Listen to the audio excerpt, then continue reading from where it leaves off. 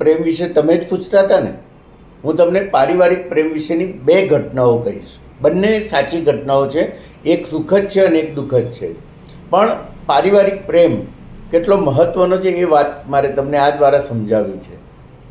હું કોલેજમાં ભણતો હતો ત્યારે એક વખત રાત્રે રસ્તેથી પસાર થતો, મારા ઘરે ચાલીને જતો હતો. ત્યાં ફૂટપાથ ઉપર એક ભિખારણ બેઠેલી અને 15 વર્ષનો એનો દીકરો ક્યાંક ભીખ માગવા ગયેલો તો થોડુંક ભીખમાં જે મળે હતું એ સામગ્રી લઈને આવ્યો. એણે એની મમ્મીને એ સામગ્રી આપી. મમ્મીએ જોયું કે ભીખ બહુ ઓછી મળી છે ને જો બંને જણા ખાવા બેસીશું તો દીકરાને ભૂખ્યા રહેવું પડશે. દીકરાને ભૂખ્યા ન રહેવું પડે એટલે મમ્મી ખોટું બોલી, બેટા આજે તો તું જાણે છે કે મારે સોમવાર છે ને સોમવારે તો હું ઉપવાસ કરું છું એટલે મારે જમવાનું નથી, એટલે તું જમી લે. આ દીકરો પણ એ જ માનો દીકરો હતો ને એટલે સમજી ગયો કે આજે મમ્મીને ઉપવાસ નથી, ક્યાં અમે દર સોમવારે ઉપવાસ કરે છે, પણ ભીખ ઓછી મળી છે એટલે એ મને બધું ખાવા મળે એટલે ખોટું બોલે છે. એટલે દીકરાએ પણ ચાલાકી ભર્યો જવાબ આપ્યો. એણે કહ્યું કે મમ્મી તને શું વાત કરું, જે શેઠાણીએ મને આ ભીખ આપીને એમના ઘરે કંઈક કાર્યક્રમ જેવું હતું, કંઈક મહોત્સવ હતો અને મને તો ત્યાં ખૂણામાં બેસાડીને પેટ ભરીને જમાડી દીધું. પછી આ તો મને તારી યાદ આવી એટલે મેં શેઠાણીને કહ્યું તો તારા માટે આ થોડુંક આપ્યું છે, તારે ખાવું હોય તો ખાઈ લે, ઉપવાસ હોય તો ન ખાઈશ. મમ્મી પણ સમજી ગઈ કે દીકરો ખોટું બોલે છે. બંને જણા જાણતા હતા કે બંને જણા ખોટું બોલે છે અને છતાંય એ બેમાંથી એકેયને ખોટું બોલવાનું પાપ લાગતું નહોતું. છેવટે મમ્મીએ કહ્યું કે બેટા ચાલ આપણે બંને સાથે મળીને જમી લઈએ. અને પછી એ બંને જણા સાથે બેઠા, જમી લીધા. મને એક ક્ષણ એમ લાગ્યું હતું એ ઘટના જોયા પછી કે સ્વર્ગ તો આ ફૂટપાથ ઉપર પણ આવી શકે જો સાચો સ્નેહ હોય, એકબીજા માટે ત્યાગ કરવાની ભાવના હોય, જતું કરવાની ભાવના હોય. તો આ પારિવારિક પ્રેમનું એક સરસ ઉદાહરણ મળેલું. અને એનાથી વિપરીત હવે એક બીજી ઘટના હું આપને કહું. આ પણ એક બિલકુલ સાચી ઘટના છે. હા બરાબર છે. એક સ્વજનના ઘરે હું બેઠેલો અને એમના દીકરાનો બર્થડે હતો. એ કોલેજ ભણવા ગયેલો.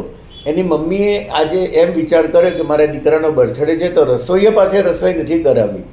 દીકરાને ફ્રૂટ સલાડ બહુ જ ભાવે છે તો હું જાતે ફ્રૂટ સલાડ બનાવું અને એ આવે એટલે સાથે બેસીને જમીએ. તો એ બહેને એના મિસ્ટરને પણ કહી દીધું કે આજે તમે ઓફિસે જવાની ઉતાવળ નહીં કરતા, દીકરો હમણાં કોલેજથી આવે એટલે આપણે બધાએ સાથે બેસીને જમવાનું છે. બધા રાહ જોતા હતા. એટલામાં દીકરાનો કોલેજથી ફોન આવ્યો. મમ્મીએ જ ફોન ઉપાડ્યો. એટલે દીકરાએ કહ્યું કે મમ્મી આજે મારો બર્થડે છે અને કોલેજના બધા મિત્રો એમ કહે છે કે તારે પાર્ટી આપવી જોઈએ, તો કોલેજથી અમને સીધા હોટલમાં જમવા લઈ જા. એટલે અમે બધા મિત્રો હોટલમાં જમવા જઈએ છીએ, તમે મારી રાહ ન જોતા જમી લેજો. આ વાત સાંભળીને એ બહેનના તો ગુસ્સાનો પાર ન રહ્યો, પણ એના મિસ્ટર બહુ જ ગુસ્સે થયા કે દીકરાનો બર્થડે છે એમ કરીને તે મારે ઓફિસે જવાનું મોડું કરાવ્યું, આ તે કરીને છેવટે ધમ પછાડા કરીને એ ધુઆ થઈને પગ પછાડીને ઓફિસે જવા નીકળી ગયા.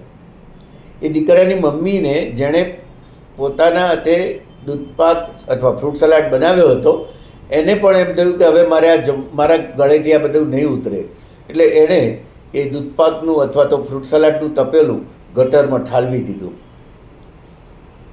તમે જુઓ કે પારિવારિક પ્રેમનો જ્યારે થોડોક પણ અભાવ આવે છે ને ત્યાં પછી એકબીજા પ્રત્યે સમર્પણ કે સમજણ ઘટી જાય છે અને ત્યાં આપણને તકલીફો શરૂ થાય છે.